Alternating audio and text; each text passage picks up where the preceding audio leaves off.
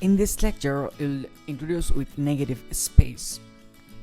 Negative space, sometimes referred as white space, is a concept that's been used in art, design, architecture, and sculpture for hundreds of years.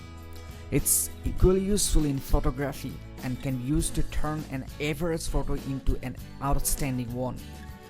Unfortunately, it is sometimes that's understood by relatively few people, but with a little bit practice, it can help you look at your photos in a new way, transforming your composition and producing truly breathtaking results. But what is negative space?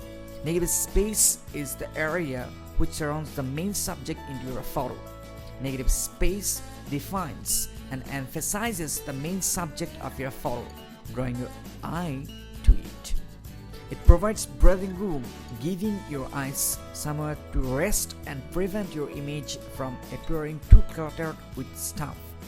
All of this adds up more engaging composition. Negative space provides breathing room and draws your eyes to the main subject. When used properly, negative space provides a natural balance against the positive space in a scene. Getting this balance right is tricky and rather subjective, but it's something you will get better at a time and practice. Mastering the use of negative space takes time.